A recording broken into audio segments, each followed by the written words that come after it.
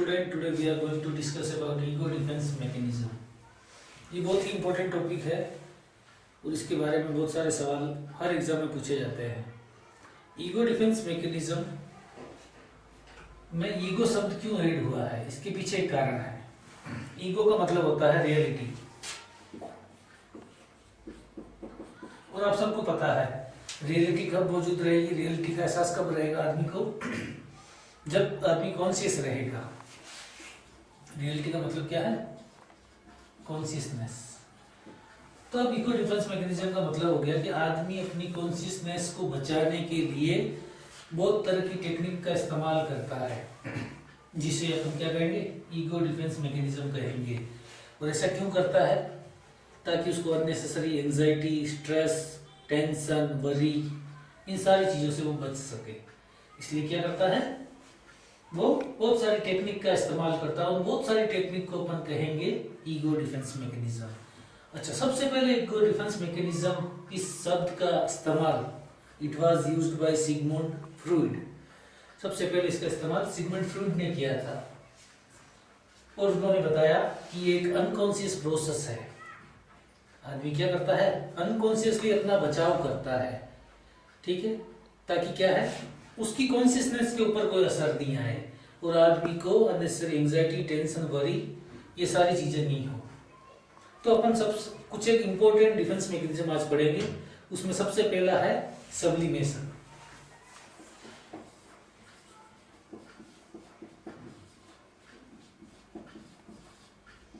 Sublimation दोस्तों एक ऐसा डिफेंस मैकेनिज्म है जिसमें बताया गया है कि जो चीजें सोशली अनअप्रूव्ड है, बहुत सारी चीजें अपने समाज में, सोसाइटी में अप्रूव नहीं है, अपन खुलेआम नहीं कर सकते, उनको किस प्रकार से सोशली अप्रूवल दिया जाए, उस प्रोसेस को क्या कहेंगे अपन? सब्लिमेशन कहेंगे। सोशली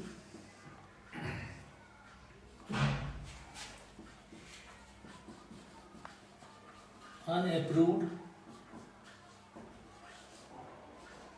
थिंग्स को सोशली अप्रूव्ड वे में प्रस्तुत करने की प्रक्रिया क्या कहलाएगी?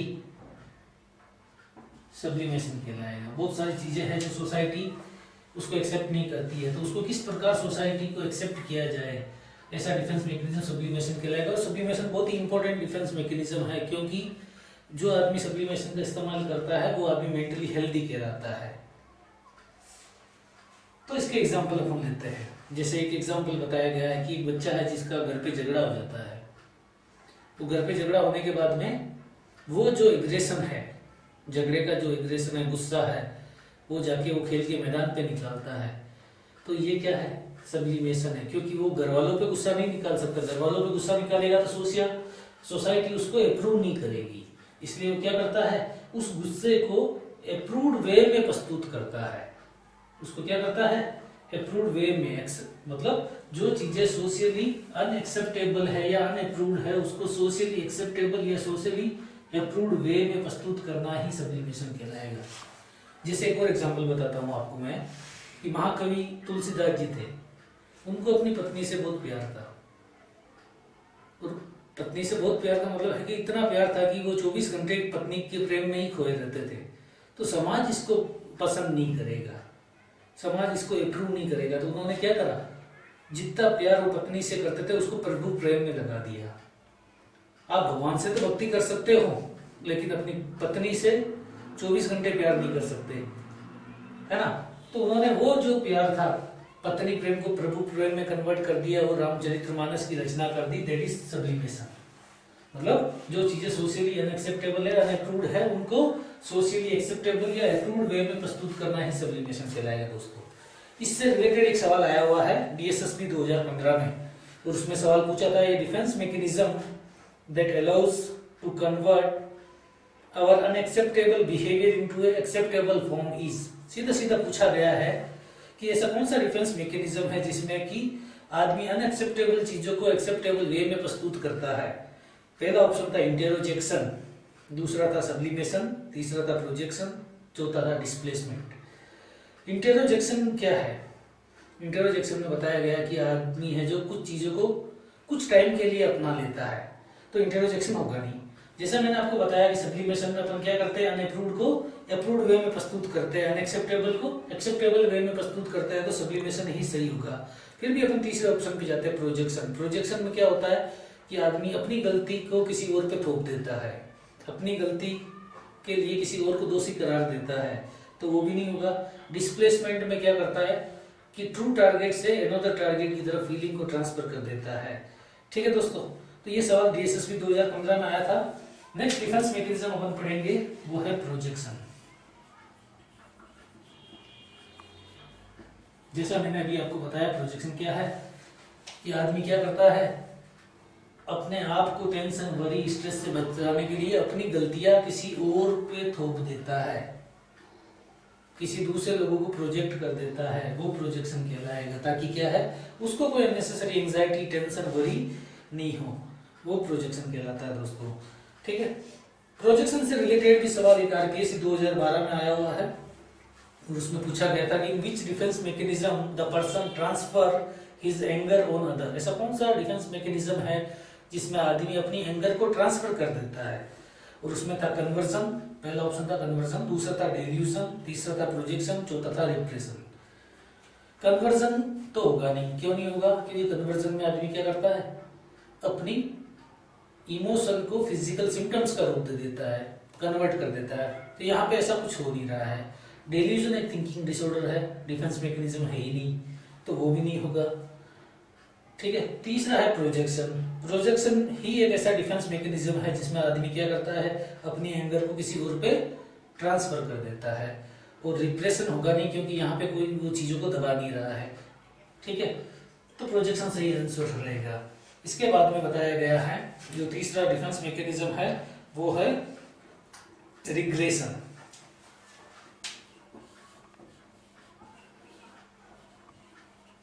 रिग्रेशन को दोस्तों फ्लाइट टू चाइल्डहुड के नाम से भी जाना जाता है, फ्लाइट टू चाइल्डहुड।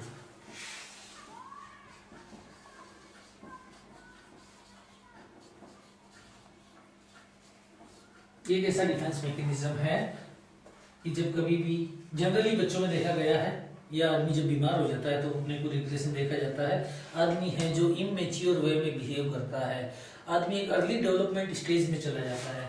इसमें क्या करता है, अर्ली डेवलपमेंट स्टेज में चला जाएगा, या फिर बताया गया है कि आदमी है जो इमेच्योर बिहेव करेगा।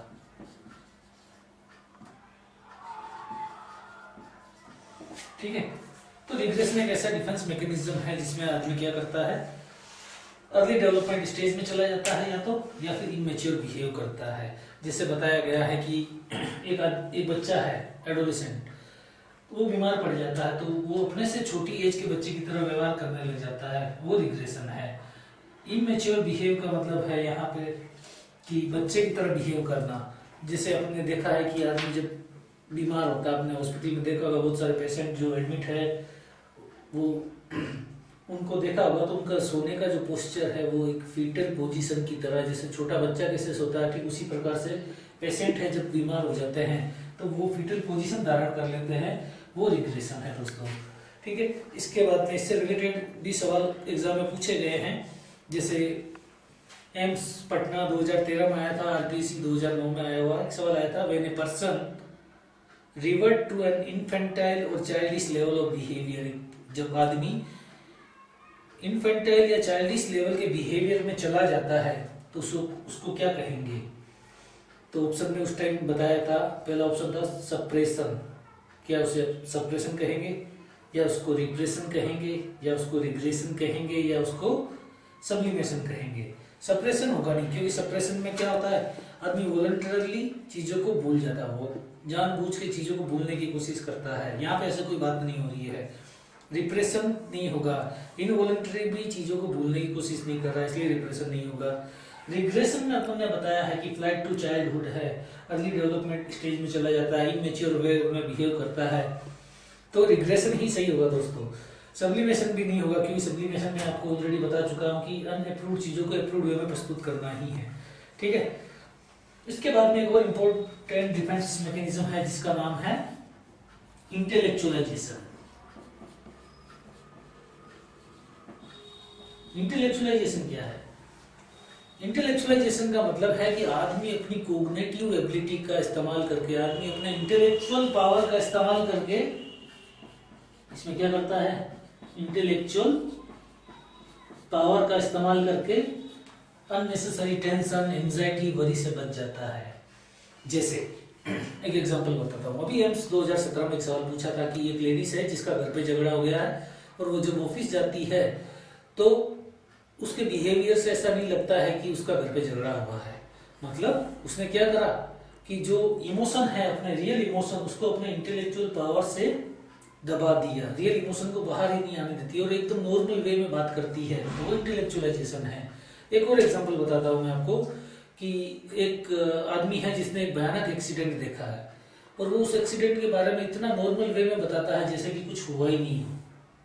मतलब उतना सीरियसनेस के साथ में नहीं बताता है, इमोशन के साथ में नहीं बताता है, वो इंटेलेक्चुअलाइजेशन है। ये आदमी अपने क्या कर रहा है? इंटेलेक्चुअल पावर का इस्तेमाल करके रियल इमोशन को दबा देता है, वो इंटेलेक्चुअलाइजेशन है। इससे रिलेटेड भी सवाल पूछा गया है दोस्तों। इग्नो 2012 में एक सवाल आया था, type of defence mechanism interpreted by calm and quite behaviour of a client after any accident. कि ऐसा डिफेंस मैकेनिज्म जिसमें आदमी एक्सीडेंट के बाद में काम और क्वाइट बिहेव करता है, कौन सा है? पहला ऑप्शन था प्रोजेक्शन, दूसरा था रेशनलाइजेशन, तीसरा ऑप्शन था डिनाइल और चौथा था इंटेलेक्चुअलाइजेशन।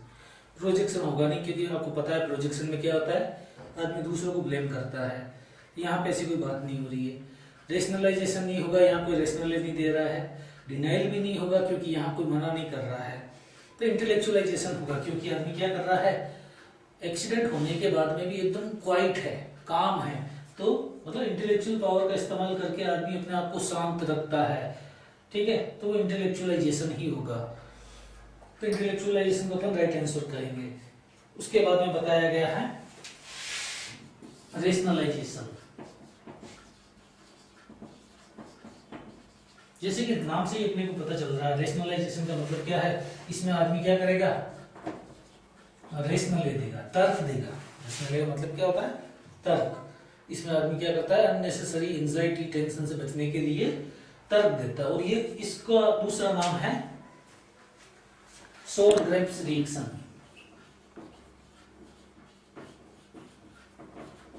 आपने कहानी सुनी होगी ग्रेप्स और फॉक्स एंड ग्रेप्स वाली। तो उसमें बताया गया है कि जब फॉक्स को ग्रेप्स नहीं मिलते तो वो बोलती है कि अंगूर खट्टे हैं। ठीक है, तो इस रेशनलाइजेशन में भी ऐसा होता है कि आदमी हर एक काम करता है कोई पर्पस के लिए, और जब वो पर्पस पूरा नहीं होता है तब आदमी क्या करता है? तर्क देता है, और तर्क देके अपना मानसिक बचाव करता है, उसको अपन रेशनलाइजेशन कहेंगे। जैसे एक एग्जांपल है दोस्तों, एक बच्चा है, एक स्टूडेंट है जो कि अपने फेलियर के लिए हॉस्टल के एटमॉस्फेयर को जिम्मेदार मानता है, तो वो क्या कहलाएगा? वो रेशनलाइजेशन कहलाएगा। स्टूडेंट तो पास होना चाहता था, स्टूडेंट के पास तो एक टारगेट था कि उसको कोर्स को पास करना है, लेकिन जब ऐसा नहीं हुआ तो उसने पूरा ब्लेम किसको लगा दिया? हॉस्टल के एनवायरनमेंट को लगा दिया, तो वो रेशनलाइजेशन है। अभी इधर क्या प्रॉब्लम हो रही है? प्रोजेक्शन और रेशनलाइजेशन थोड़ा आपको सिमिलर लग रहा होगा। प्रोजेक्शन में भी क्या कर रहा है? ब्लेम करता है। इसमें भी क्या कर रहा है? इसमें रेशनली देता है। ठीक है, इसमें भी ब्लेम करता है, इसमें भी ब्लेम कर रहा है। यहाँ रेशनली के साथ ब्लेम कर रहा है, यहाँ विदाउट रेशनली के साथ ब्लेम कर रहा है। तो दोनों में डिफरेंस क्या है? दोनों में खाली एक ही डिफरेंस है, यहाँ पे रेशनलाइजेशन में आदमी के पास में एक टारगेट रहता है, एक टास्क रहता है, और जब वो पूरा नहीं होता है तब वो अपने तर्क देता है, ताकि क्या है? सोसाइटी उसकी बातों को एक्सेप्ट कर ले। इसलिए वो सोशल अप्रूव्ड वे में क्या देगा? रेशनली देगा, ताकि उसकी बात रह जाए, उसको कम से कम एंजाइटी, टेंशन, वरी हो। ठीक है, इससे रिलेटेड भी एक सवाल पूछा गया है दोस्तों, केरला पीएससी में पूछा गया था 2014 में भी और 2015 में भी आया। 14 में तो सीधा सीधा सवाल आ गया कि सोर ग्रेव्स रिएक्शन कौन सा डिफेंस मैकेनिज्म है, और ऑप्शन में थे प्रोजेक्शन, रेशनलाइजेशन, सब्लिमेशन और सब्स्टिट्यूशन। जैसे आपको पता है सोर ग्रेव्स अपन किसको कहेंगे? रेशनलाइजेशन को कहेंगे, तो रेशनलाइजेशन सीधा सीधा सही आंसर हो जाएगा। एक और सवाल पूछा गया था केरला पीएससी 2015 में, और सवाल में बताया गया कि ऐसा कौन सा मैकेनिज्म है जिसमें आदमी लॉजिकल चीजों के बारे में सोचता है।